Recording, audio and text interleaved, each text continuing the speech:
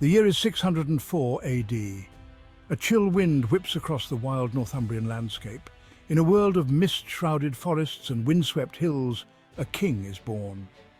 Welcome to Cryptic Mystic Vault, where we dive deep into the hidden history of human civilization. His name is Aethelfrith, destined to become a legend. Aethelfrith's lineage is woven from warrior kings.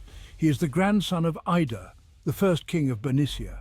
7th century Britain is a land in flux. The Roman Empire has retreated, leaving kingdoms vying for power. The Anglo-Saxons are carving out their own domains, locked in a struggle with the native Britons. Aethelfrith enters this world with fire in his blood, a warrior born into an age of conflict, raised on tales of valor, dreaming of expanding his kingdom. The British Isles in the 7th century are a patchwork of rival kingdoms, each vying for dominance. The Anglo-Saxons, having established themselves in the south and east, are pushing north and west. They are met with fierce resistance from the native Britons. These Celtic people, the inheritors of ancient traditions and fierce pride, are determined to defend their ancestral lands. The Anglo-Saxons, though divided into several kingdoms, share a common language and culture. The most powerful of these are Northumbria, Mercia, Wessex and East Anglia. Their advance is relentless, fueled by a hunger for land and resources. The Britons, meanwhile, are fragmented.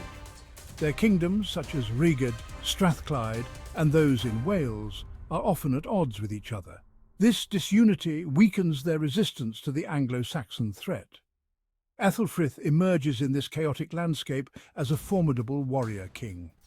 He understands that to survive and prosper, he must unite his people and crush his enemies. His gaze falls upon the neighbouring Anglo-Saxon kingdom of Deira, ripe for conquest, and beyond it the rich lands of the Britons. With each passing year, Aethelfrith's ambition grows, setting the stage for a clash of cultures and the rise of a legend. Aethelfrith's path to kingship is paved with blood and iron. In 593 AD, his father Aethelric dies. Aethelfrith, still a young man, assumes the throne of Bernicia. He immediately faces challenges from within and without. Rivals within his own family covet the throne. To the south, the neighbouring kingdom of Deira poses a constant threat. Undeterred, Aethelfrith consolidates his power. He ruthlessly eliminates rivals, earning a reputation for ruthlessness, but also for decisive action. In 595 AD, Aethelfrith conquers Deira, uniting the two kingdoms to form the powerful kingdom of Northumbria.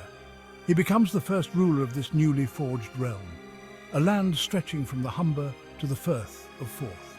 His grip on power, however, is far from secure. The Britons, alarmed by the rise of this ambitious king, prepare for war. They see Aethelfrith as a grave threat, a harbinger of their own demise. Aethelfrith, for his part, views the Britons as obstacles to his grand vision of a united Anglo-Saxon Britain. He will stop at nothing to achieve his aims. The stage is set for a confrontation that will determine the fate of nations. The year 616 AD marks a turning point in Aethelfrith's reign and in the history of Britain. It is the year of the Battle of Chester, a clash of arms that will reverberate through the ages. The Welsh, under the leadership of King Iago, have gathered a large army. They are bolstered by a contingent of monks from the nearby monastery of Bangor, who pray for divine intervention against the pagan Anglo-Saxons. Aethelfrith, a master strategist, anticipates their movements. He marches his army south, intercepting the Britons near the ancient Roman fortress of Chester. The battle that ensues is one of the most significant in British history. The Anglo-Saxons, fueled by a potent mix of pagan fervour and military discipline, fight with ferocious intensity. Aethelfrith, a whirlwind of steel and fury on the battlefield, leads from the front, inspiring his men to acts of extraordinary valour. The Britons fight bravely, their desperation adding fuel to their resistance. But the Anglo-Saxons are too strong. The Britons are routed, their forces scattered. The Battle of Chester is more than a military victory for Aethelfrith. It is a statement. By crushing the Britons at Chester, Aethelfrith breaks the back of Celtic resistance in the north. He also makes a powerful enemy, the Christian Church. The slaughter of the monks from Bangor sends shockwaves throughout Christendom. Pope Gregory I condemns Aethelfrith's actions, labelling him a tyrant. Aethelfrith's relationship with Christianity is complex. He is a pagan king, a believer in the old gods of his ancestors. However, he is not blind to the growing influence of Christianity in Britain. His own wife, Acha, is a devout Christian. He allows Christian missionaries to operate within his kingdom. Some historians speculate that Aethelfrith's actions at Chester were politically motivated. The monks of Bangor opposed Anglo-Saxon rule. Their presence on the battlefield may have been seen as a provocation. Aethelfrith's victory at Chester has profound implications for Christianity in Britain. It paves the way for the Christianization of Northumbria. Don't forget to like, comment, share and subscribe for more mind-blowing discoveries and thrilling adventures into the past. The Battle of Chester was more than just a clash of swords and shields. It was a turning point that shaped the destiny of a nation. Aethelfrith's victory not only solidified his power, but also altered the balance of power among the Celtic tribes. But what if Aethelfrith had lost?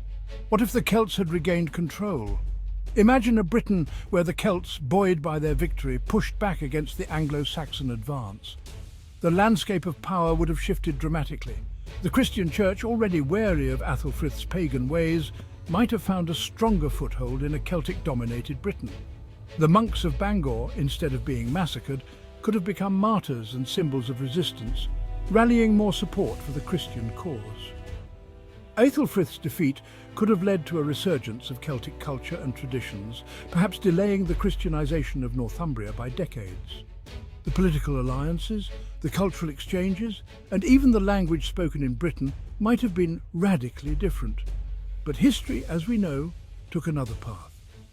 Aethelfrith's triumph at Chester not only broke the Celtic resistance, but also paved the way for the eventual Christianization of his kingdom. In the years to come, Northumbria would emerge as a centre of learning and culture, profoundly influenced by the very faith that once condemned its king. The ripples of the Battle of Chester continue to be felt, echoing through the corridors of time. As we delve into these historical what-ifs, we gain a deeper understanding of the fragile nature of power and the unpredictable course of history. Don't forget to like, comment, share and subscribe for more mind-blowing discoveries and thrilling adventures into the past.